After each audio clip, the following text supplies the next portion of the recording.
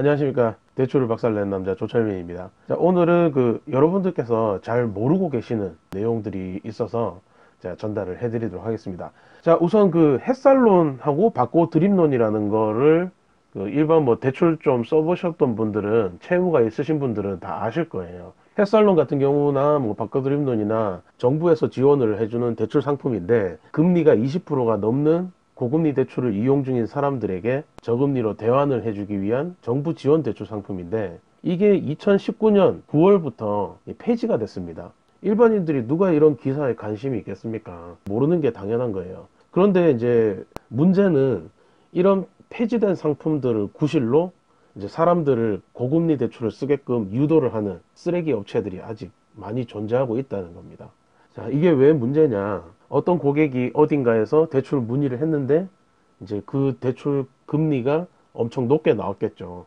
그런데 거기에 대해서 이제 써야 되나 말아야 되나 고민을 하게 될 겁니다. 이자가 높으니까. 그런데 그런 고객들에게 이제 옆에서 쓰레기 업자들이 옆구리를 쿡 찌르는 거죠. 나중에 몇 달만 쓰다가 대환 대출을 받으면 되니까 걱정하지 말고 쓰세요. 이 지금 금리 높은 거 쓰셔도 몇 달 뒤에 대환 대출 받아서 갈아타면 됩니다. 이런 개소리를 한단 말이에요. 그러면은 일반인들은 헷갈릴 수밖에 없죠. 들어보니까 맞는 말 같기도 하고, 사기인지 아닌지 궁금하니까 인터넷이나 유튜브나 검색을 하다가 연락이 오시는 거예요. 어딘가에 대출 문의했더니 이런 말을 하더라. 이 사람들 말처럼 이게 진짜 지금 고금리 받았다가 대환으로 넘어가는 게 가능하냐, 사실이냐, 혹시 사기는 아니냐, 여기에 대해서 얘기를 좀 해달라 라고 이제 요청을 하시는 거죠. 정말 말 그대로 이 쓰레기 업자들이 싸질러 놓은 똥을 치우려면은 정말 이 설명을 하는데 갑절의 에너지가 들어갑니다.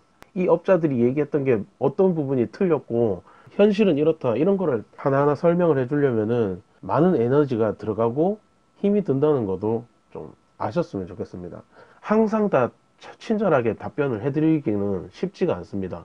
자, 어쨌든 이런 식으로 해서 여러분들을 속이는 사례도 있으니 이 폐지된 상품을 미끼로 속이는 내용에 낚이지 않으셨으면 합니다. 이런 내용, 저런 내용을 다 떠나서 일반인들이 가장 많이 쏟게 되는 이유 중에 하나는 대환대출이라는 거에 대해서 너무 쉽게 생각하고 대환대출이 아무나 다 될 거라고 믿고 있다는 게 문제인 거죠. 이 부분에 대해서 제가 완전 팩트로 한번 설명을 해 드릴게요. 자, 여러분들도 이제 금융 지식을 다 떠나서 평범한 사회인의 일반적인 상식선에서 한번 들어보십시오. 자, 우선 햇살론 대환자금과 바꿔드림론은 정부에서 지원을 해주는 대출 상품입니다. 결국은 정부에서 보증을 쓰고 나중에 어떤 문제가 생겼을 때 정부 지원, 정부 자금으로 빵꾸 난 돈을 메꿔주겠다라고 한 거예요. 결국은 정부 돈이죠. 나라 돈으로 운영되는 상품이라고 보면 됩니다. 그런데 정부에서 이렇게 운영을 하던 햇살론 대환자금과 바꿔드림론이 결국은 작년 9월 달에 자원 소진이 된 이유 중에 하나는 연체율 상승. 연체율이 엄청나게 높아요. 연체율이 일반 은행권은 연체율 4%, 3% 정도가 되면은 부들부들 떨죠. 그리고 이금융권으로 넘어와도 연체율이 7에서 한 9%까지 되면은 이 장사를 문 닫아야 되냐 말아야 되냐 할 정도로 이 큰 수치입니다. 그럼 대부업 이런 때도 연체율이 10%가 넘어가게 되면은 상품을 걸어 잠글 정도의 수치예요. 그런데 불구하고 정부에서 운영을 했던 이 햇살론이나 바꿔드림론은 연체율이 30%에 육박하고요. 햇살론은 12%가 넘어갑니다. 결국은 부도라는 얘기예요. 부도입니다. 금융상품에서는 이런 상품을 운영하면 안 돼요. 무조건 적자 나는 상품입니다. 결국은 이 정부에서도 적자를 버티지 못해서 상품을 폐지를 한 게 된 거예요. 그리고 다시 나오게 된 게, 이 두 가지 상품을 폐지하고 나오게 된 게 햇살론 17입니다. 이 연체율 때문에 적자가 나니까 17.9%짜리 상품을 만들어서 팔게 된 거예요. 정부에서도. 어쨌든 이자를 받아서 상품을 유지를 하려면 이자대가 17.9%는 돼야 본전치기를 할 수 있다는 판단에서 나온 수치겠죠. 자, 이 내용을 다르게 얘기를 해보면은, 정부에서 운영하는 세금으로 운영되던 이 상품들도 망해 나갔는데, 어떤 금융사에서 자기네 자체 자금으로 운영하는 일반적인 금융사들이 대환대출 상품이라는 것을 운영할 수가 있겠습니까? 정부에서도 운영하는 상품들이 적자 나서 망해 나가는 꼴을 다 뻔히 지켜봤는 일반 금융사들이 자기네 돈을 투여해서 고금리 대출을 쓰는 고객들을 위해서 대환대출 상품을 운영할 금융사가 과연 있을까요? 당연히 없겠죠. 이게 팩트입니다, 이게. 자, 물론 뭐 대환대출 상품 운영하는 금융사들이 있던데요라고 말하시는 분들이 있겠죠. 네, 있어요. 있습니다. 있는데 문제는 그런 대환대출 상품을 운영하는 금융사의 심사 기준이 어떻냐는 거예요. 상품이 있냐 없냐가 중요한 게 아니라 내가 그 상품 기준에 통과가 되냐 안 되냐가 더 중요하지 않습니까? 몇 명이 통과되냐라고 물어보면은 제가 상담했던 고객들 기준으로 얘기를 하자면은 100명 중에 1명 정도 심사 기준에 통과가 되지 않을까. 그 정도 수치밖에 되질 않아요. 그 정도로 심사 기준이 까다롭다는 겁니다. 결국 이 대환대출이 될 것이다. 방법이 어딘가에는 있을 것이다. 이런 믿음을 가지지 말라는 얘기입니다. 뭐 일단 급하니까 고금리 대출 썼다가 뭐 몇 달 뒤에 대환대출 받아서 해결하면 되겠지. 이런 잘못된 계획을 가지지 마시라는 뜻이에요. 뭐 인터넷 뒤져보니까 뭐 나랑 조건이 비슷한 사람들이 대환대출 성공했던 사례가 찾아보니까 인터넷에 많이 있더라. 뭐 어떤 카페에 들어가도 있고 지식인에도 그 해결됐다는 사례가 있고 어떤 블로그를 보니까 그런 사례가 있고 그러니 나도 되겠지. 인터넷에 떠돌고 있는 대출 뭐 성공 사례의 대부분들은 주작입니다. 가짜라는 얘기죠. 소설 쓴 거예요. 대출 중개업자들이나 업체들이 그냥 가짜로 소설 쓴 내용입니다. 광고를 위해서. 이런 열악한 조건에 있는 사람도 우리가 해결을 해줬습니다. 그런 가짜 사례들을 보고 연락을 오게 만들기 위한 미끼일 뿐이에요. 나 같은 사람도 되겠구나 하고 연락 오면 그 사람을 해결해 주려고 하는 게 아니라 그 사람을 어떻게든 어딘가에서든 고금리 대출 뭐 몇백이라도 더 나오면 짜내서 그냥 마지막 한 방울까지 짜내서 빨아먹기 위해서 미끼 사례들을 만들어 가지고 던져 놓은 거예요.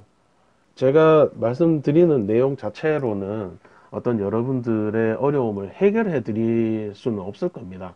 뭐 하지 마라, 안 된다, 없다, 뭐 이런 내용만 전달해 드렸기 때문에 그렇게 말씀을 드릴 수밖에 없는 게 대출이라는 거는 받을 당시에 고객님들 입장에서는 잘 갚을 수 있어. 나는 잘 갚을 것이다. 뭐 이런 확고한 믿음을 가지고 받으시긴 하겠지만 제가 상담사를 지금 15년을 하면서 딱 느끼는 거는 이 대출이라는 거는 이자에 상관없이 이자가 뭐 낮든 높든을 떠나서 구조적으로 한 번 받으면 계속 받게 되어 있습니다. 솔직히 저도 뭐 대출을 해주고 먹고 사는 입장이지만은 여러분들한테 말씀을 드린다면 대출은 애초에 누가 목숨이 달린 일이 아닌 이상은 웬만하면 손을 대지 마십시오.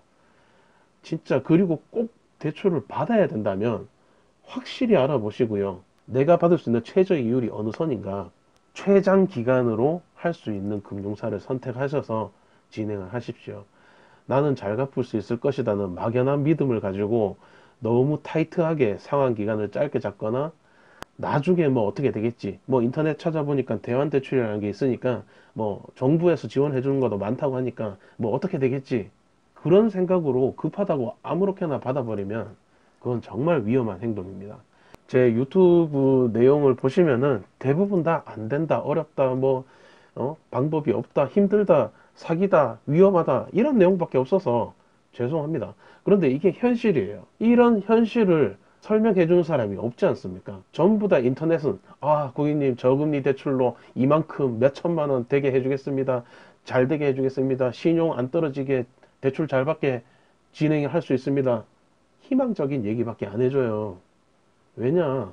제가 말한 내용을 홍보글에, 광고글에 삽입을 하는 순간 고객들은 한 번 더 고민을 하게 되죠. 아차, 대출을 받으면 안 되겠구나.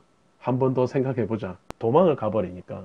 대출 광고에 이런 식으로 광고하는 병신이 어디 있겠습니까? 뭐 대출 한 건 한 건 해서 돈 벌어 먹으려면 저도 이런 얘기를 하면 안 되겠죠. 아, 저는 다른 업체들하고 다르게 여러분들 신용을 관리를 해주면서 대출도 가장 최적으로 합리적으로 받을 수 있게 설계를 해드리겠습니다. 제가 15년 경력을 바탕으로 여러분들에게 가장 좋은 대출을 해줄 수가 있으니까 대출을 문의하실 거면은 꼭 대박남에게 문의를 하십시오. 라는 식으로 광고를 해야 먹고 살아요. 저도 15년 영업을 했는 사람이 그걸 왜 모르겠습니까? 어떻게 영업을 하고 어떤 멘트를 던지고 고객들을 어떻게 후려쳐야지 돈을 더 많이 번다는 걸 제가 누구보다 더 잘 압니다. 몰라서 이러겠어요.